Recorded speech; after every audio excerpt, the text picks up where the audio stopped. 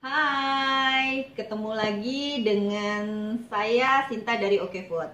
Bulan Juni lalu kami sekeluarga terkonfirmasi COVID dan diisolasi di Wisma Atlet selama sekitar 10 hari. Sebagai survivor di video ini saya akan coba berbagi mengenai 3 ikhtiar yang kami lakukan agar bisa terhindar dari infeksi virus COVID lagi.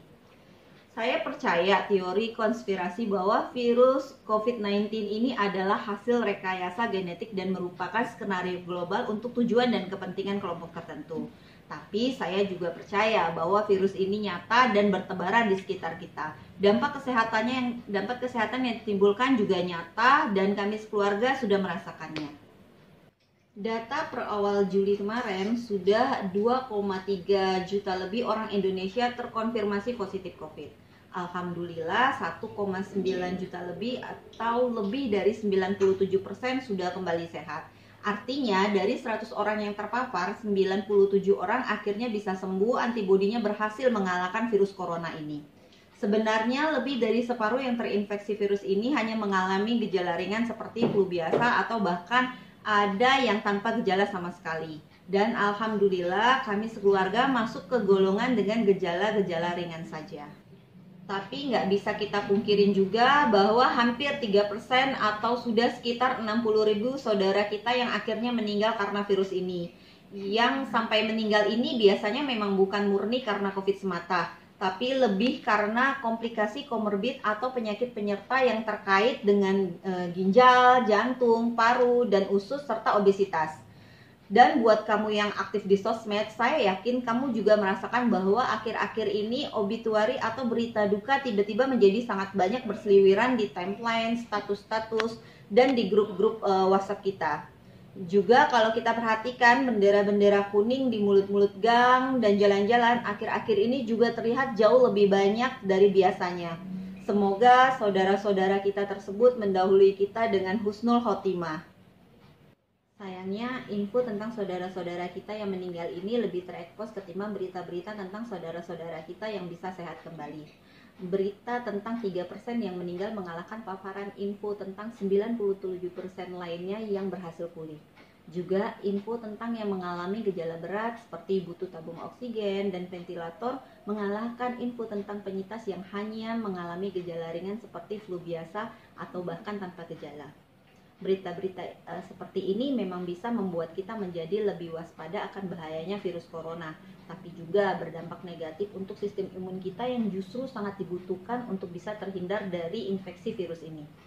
Memang dilema juga ya, berita-berita yang agak seram bisa bikin waspada, tapi sekaligus stres dan paranoid yang berakibatkan pada dropnya sistem imun. Tapi kalau tidak diberitakan atau ditutup-tutupin, malah bisa bikin kita jadi abai, lalai, dan meremehkan virus COVID ini. Oke, sekarang kita langsung ke pembahasan 3 ikhtiar yang harus mulai kita biasakan agar bisa terhindar dari virus ini. 3 ikhtiar itu adalah, yang pertama, terapi cuci hidung. Yang kedua, terapi uap minyak kayu putih. Yang ketiga, terapi cuci mulut dan tenggorokan atau kumur gargling. Kita mulai dengan yang pertama dulu ya, yaitu terapi cuci hidung. Mencuci hidung ini sebenarnya bukan hal yang baru di dunia medis. Karena tahun 2018 lalu, sebelum ada COVID, saya pernah diresepkan peralatan cuci hidung seperti ini oleh dokter untuk pengobatan sinus dan asma saya. Ini botol semprotnya dan ini adalah bubuk NaCl yang nanti akan dilarutkan dengan air. Kegunaan mencuci hidung ini adalah untuk membersihkan hidung bagian dalam dari kotoran, kuman, dan lendir-lendir. Dan di tengah pandemik seperti sekarang ini, mencuci hidung setiap hari merupakan ikhtiar kita untuk mengusir virus corona yang terlanjur sudah masuk dan menempel di dalam hidung kita. Seperti yang kita ketahui bersama, pintu masuk virus ini ke tubuh kita ada 3, mata, hidung, dan mulut. Setelah masuk, mereka akan berkumpul di hidung dan tenggorokan selama beberapa waktu sampai akhirnya menginfeksi sel-sel tubuh yang lain. Jadi untuk yang baru terpapar, mencuci hidung secara rutin setiap hari bisa dijadikan sebagai salah satu ikhtiar untuk meminimalisir peluang virus corona ini turun dan menginfeksi organ tubuh kita bagian dalam. Sedangkan untuk yang sudah terlanjur terinfeksi, cuci hidung ini bisa membantu mengurangi jumlah virus yang ada di hidung. sehingga diharapkan gejala yang ditimbulkan tidak berat dan bisa sembuh dengan lebih cepat. Untuk pencegahan, lakukan 1-2 kali cuci hidung ini atau minimal 1 kali setiap malam. Sedangkan untuk yang sudah terpapar atau bahkan terinfeksi, sebaiknya lakukan lebih sering supaya virus loadnya bisa ditekan sehingga kerja antibodi kita bisa jadi lebih ringan. Oh iya, istilah terpapar dan terinfeksi yang saya pakai di sini beda artinya ya.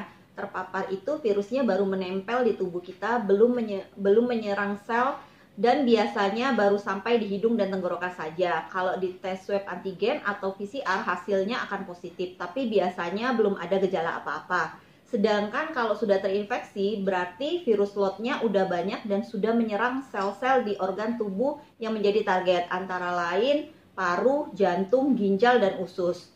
Kalau sudah terinfeksi seperti ini, biasanya sudah muncul gejala-gejala awal seperti demam, flu, batuk, sakit kepala, sakit tenggorokan, lemas, anosmia, atau kehilangan indera penciuman dan perasa. Oh iya, ada satu lagi manfaat dari mencuci hidung ini. Untuk yang harus sering melakukan tes swab hidung karena tuntutan pekerjaan atau untuk melakukan pekerjaan dengan perjalanan dengan pesawat, mencuci hidung secara rutin setiap hari juga bisa dijadikan salah satu ikhtiar supaya hasil tesnya bisa negatif. Berikut adalah peralatan-peralatan yang kita butuhkan untuk mencuci hidung. Nah, yang pertama ada botol nasalnya. Ini nasal washer yang seperti ini ya. Atau bisa juga menggunakan spet atau suntikan tanpa jarum seperti ini. Kalau nggak ada, bisa juga pakai botol kecap atau plastik seperti ini. Untuk cairannya, idealnya kita pakai cairan infus, atau NaCl 0,9% seperti ini. Atau kita pakai bubuk NaCl sasetan yang nanti akan kita larutkan dengan air 300 ml. Ini bubuk sasetannya. Tapi kalau nggak ada, bisa juga kita bikin sendiri dengan menggunakan bubuk garam murni, yaitu garam halus tanpa yodium, pengawet, dan perisa. Ini garamnya 10 gram garam atau sekitar 1 sendok makan kita larutkan dengan air itu 1 liter. Ada 1 liter. Hasilnya akan mirip seperti cairan NaCl 0,9%. Oh iya, untuk airnya, kalau airnya kita menggunakan air kemasan atau kalaupun kita pakai air sumur atau air keran, sebaiknya direbus dahulu supaya lebih steril. Nah, berikut ini akan saya contohkan cara mencuci hidungnya ya. Sebelumnya jangan lupa siapkan tisu. Kita siapkan tisu dulu. Nih, ini tisu sama tisu atau handuk ya, dan ini baskom. Jadi kita siapkan dua ini dulu. 3 hal yang perlu diperhatikan saat mencuci hidung ini. Yang pertama, miringan kepala sekitar 45 derajat dan agak condong ke depan seperti ini. Kepalanya miring, condong ke depan. Ini supaya air bisa mengalir dan keluar di lubang hidung yang satunya. Yang kedua, jangan bernafas dan mulut harus terbuka supaya tidak tersedak. Jadi jangan bernapas, tahan napas, mulut dibuka. Yang ketiga, jangan ragu-ragu atau dilawan dan tekan dengan agak cepat. Kalau terlalu pelan, nanti air akan keluar di lubang yang sama dan tidak tembus ke lubang hidung sebelahnya. Nah, saya praktekkan ya. Kepala condong ke bawah.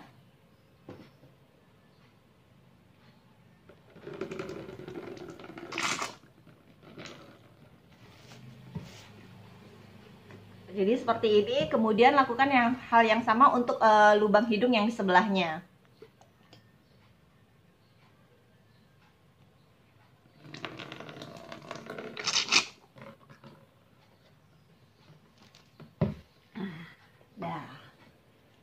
Nah, selesai. Gampang kan ya? Oke, untuk 1 botol air NaCl ini atau 300 ml ini bisa untuk 2 kali cuci hidung ditambah dengan 2 kali gargling atau cuci tenggorokan.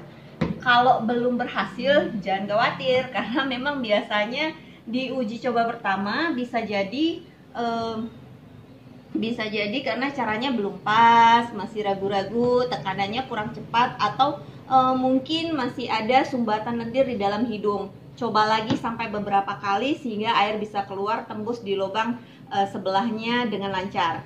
Untuk penggunaan alat suntik akan dipraktekkan oleh anak saya Najia yang masih duduk di kelas 6 SD.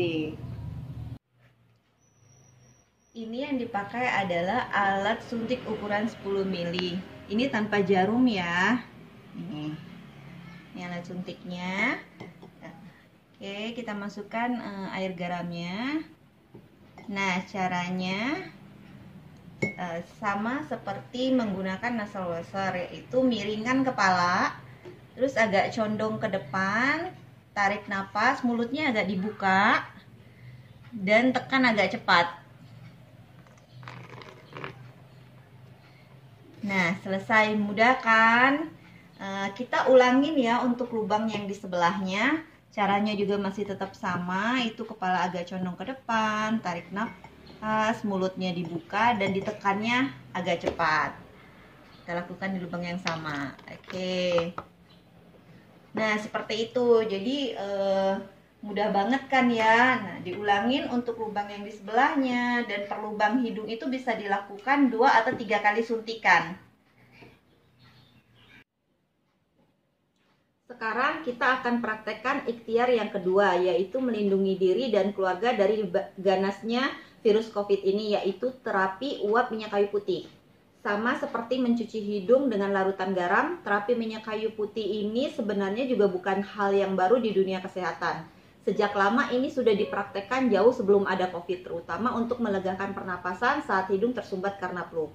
Kumur dengan air hangat campur minyak kayu putih juga sering disarankan untuk meredakan sakit tenggorokan dan sakit gigi. Bahkan ada dokter yang sekaligus herbalis yang juga menyarankan untuk meminum sedikit larutan air dengan beberapa tetes minyak kayu putih, karena bagus juga untuk pencernaan. Sama seperti sabun, deterjen, desinfektan, dan alkohol, banyak yang meyakini bahwa minyak kayu putih ini mengandung zat aktif yang dapat membunuh dan menghambat replikasi virus. Testimoni penyintas COVID yang sembuh karena terapi ini juga banyak kita temukan di internet. Di antaranya dari Rektor IPB, Rektor Unhas, dan Gubernur Kalbar.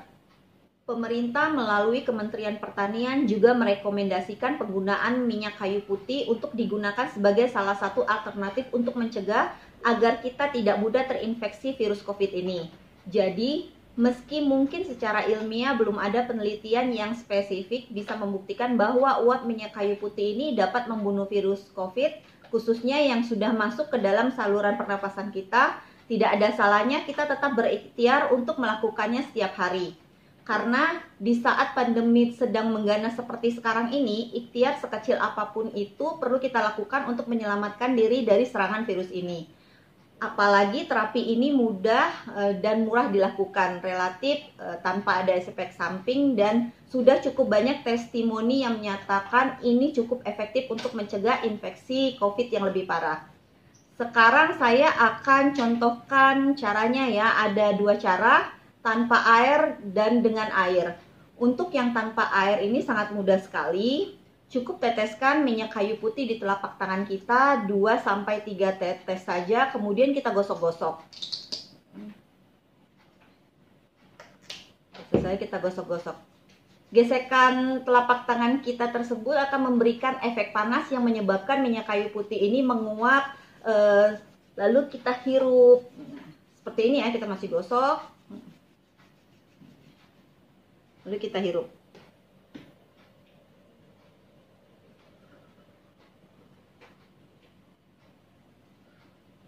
Hirup terus sampai uapnya memudar. Ini bisa dilakukan berkali-kali sesering mungkin, kapan saja dan di mana saja. Cara kedua dengan menggunakan air. Caranya mudah juga. Ambil setengah gelas air panas. Kalau bisa yang masih beruap, setengah gelas air panas. Kemudian teteskan 3-5 minyak kayu putih. Kita tetes 1, 2, 3. Tutup dengan tangan dan sisakan sedikit celah. Tutup dengan tangan dan sisakan sedikit celah untuk menempel hidung. Kemudian hirup dalam-dalam uap air yang mengandung minyak kayu putih dari celah tersebut. Seperti ini ya.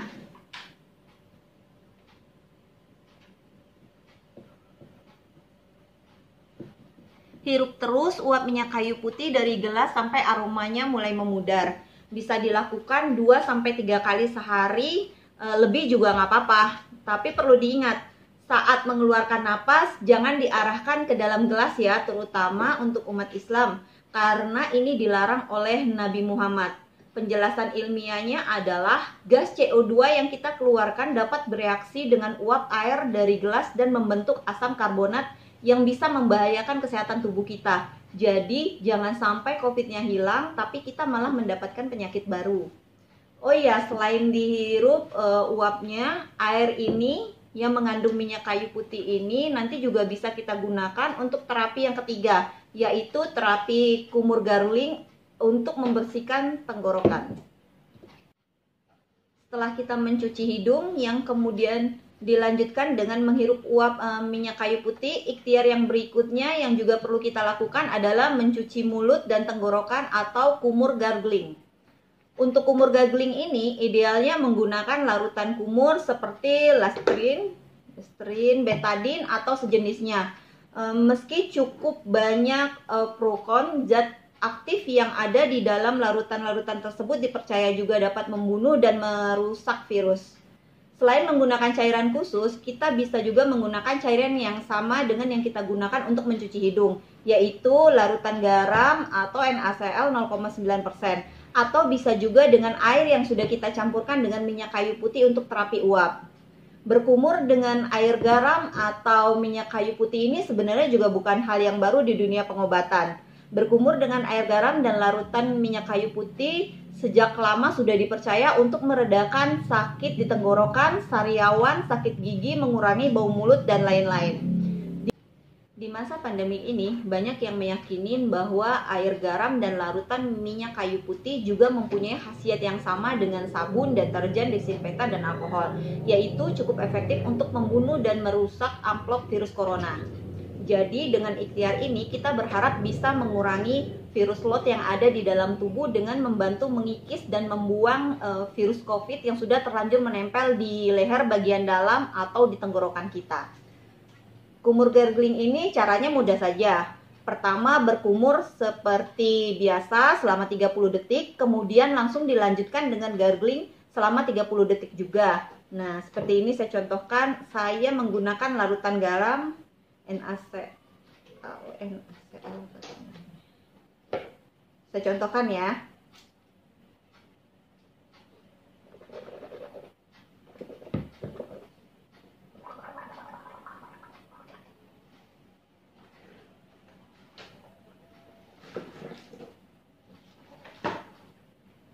Seperti ini. Mudah kan caranya? Oke, demikianlah sharing saya kali ini. Sekali lagi saya ingatkan, virus COVID-19 ini bukan hoax loh ya. Ini nyata dan bertebaran di sekitar kita. So please, jangan lengah dan pasrah menunggu giliran untuk terpapar, karena kita tidak pernah tahu seberapa berat akibat pada tubuh kita jika akhirnya kita terinfeksi virus ini. Mungkin bisa jadi kita kuat, tapi belum tentu orang tua kita, kakak adik kita, suami istri kita, anak-anak kita, sahabat-sahabat kita bisa sekuat kita. Jadi jaga diri kita untuk bisa melindungi mereka. Laksanakan selalu protokol 3M sedisiplin mungkin. Memakai masker, mencuci tangan, dan menjaga jarak. Hindarin kerumunan, jangan keluyuran, dan jangan pecicilan. Praktekkan juga 3 ikhtiar pencegahan COVID yang sudah saya share. Mencuci hidung, terapi uap minyak kayu putih, cuci mulut dan tenggorokan. Untuk link dan referensi terkait apa yang saya sharing di sini nanti bisa dicek juga di bagian deskripsi. Jangan lupa tonton juga video-video sharing saya lainnya terkait dengan pandemi ini. Semoga bermanfaat dan semoga badai corona ini segera berlalu. Tetap sehat, sampai ketemu di video saya selanjutnya. Bye.